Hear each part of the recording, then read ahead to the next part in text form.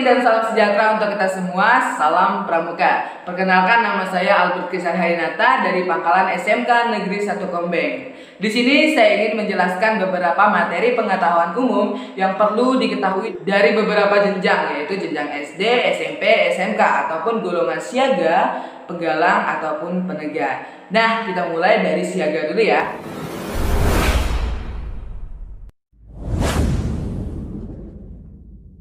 Siaga itu apa sih? Siaga merupakan golongan pramuka berusia 7 hingga 10 tahun, di mana dalam siaga ini biasa kita kenal dengan dunia bermainnya anak-anak. Kita sebagai pemateri atau penghandalnya mereka, kita harus benar-benar membungkus atau membuat suatu materi di dalam sebuah permainan hingga mereka dapat mencerna dan menerapkannya dalam kehidupan sehari-hari.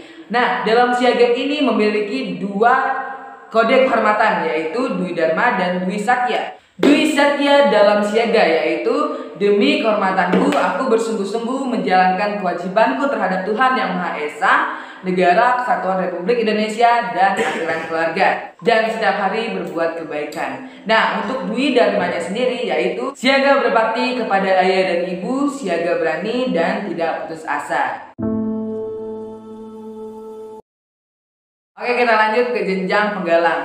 Penggalang ini merupakan golongan anak pramuka dari umur 11 hingga 15 tahun, di mana umur ini jenjangnya remajanya seorang anak pramuka, jadi mereka berada pada jenjang SD maupun SMP. Nah, dalam pramuka penggalang ini memiliki dua janji kode kehormatan. Yang pertama Trisatya dan Dasadharma. Apa aja sih Dasadharma dan Trisatya itu?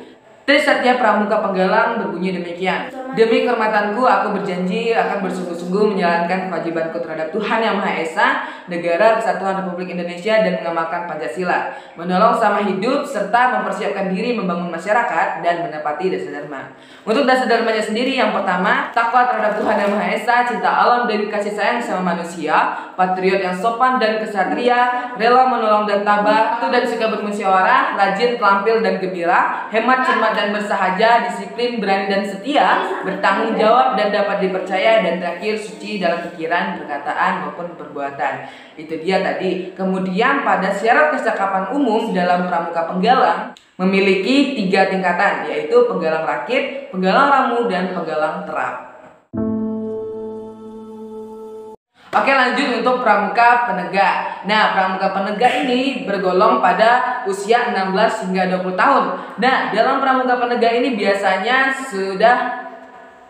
sudah berada pada tingkat atau jenjang SMK maupun SMA. Di dalam pramuka penegak juga memiliki dua kode kehormatan, yaitu Trisatya dan Dasadharma. Bedanya pada pramuka penggalang yaitu pada Trisatya poin kedua yang berbunyi demikian: menolong sama hidup dan ikut serta membangun masyarakat serta menepati Dasadharma. Nah, bedanya di situ. Kemudian untuk Dasadharmanya sama saja, memiliki 10 poin tadi. Dan dalam pramuka penegak ini syarat kecakapan umumnya memiliki 2 tingkatan, yaitu penegak bantara dan penegak laksana. Sampai sini sudah ada yang paham?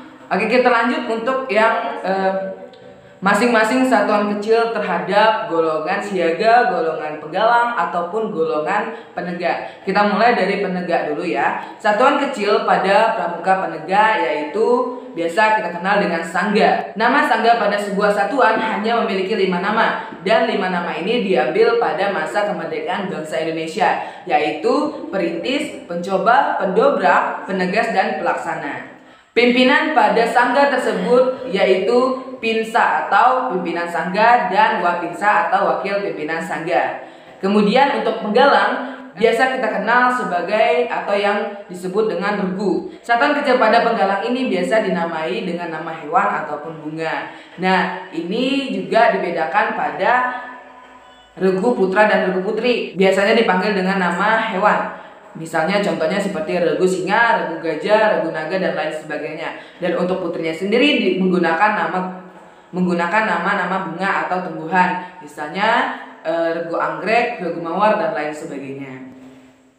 Lanjut ke siaga. Satuan kecil dalam siaga yaitu barung atau barong. Nah, dalam satuan kecil siaga ini digunakan oleh nama warna. Misalnya barung merah, barung putih, dan lain sebagainya.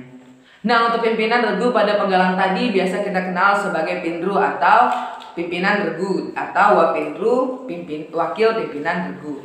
Untuk pada barong sendiri juga sama, yaitu Pinrung atau pimpinan barung atau Wapinrung, wakil pimpinan barung. Nah, apakah sampai sini sudah mengerti? Nah, dalam golongan siaga, golongan pegalang, golongan penegak itu juga biasa dibedakan menggunakan warna, dan masing-masing warna juga memiliki arti yang berbeda. Dan sekarang kita akan membahas masing-masing warna pada setiap golongan. Yang pertama, golongan siaga. Golongan siaga biasa kita kenal dengan warna hijau. Warna hijau ini melambangkan apa sih? Warna hijau pada siaga melambangkan kesegaran atau pertumbuhan seorang anak pramuka. Dan biasanya ini tercantum pada masing-masing TKU-nya mereka. Ada warna hijau, dan untuk yang pegalang warna merah. Nah, warna merah ini apa sih, teman-teman? Dalam penggalang ini warnanya merah. Nah, merah ini biasanya kita kenal sebagai kemeriahan atau sebagai tempat anak pramuka untuk berkembang dan belajar. Dan berbeda kepada anak penegak.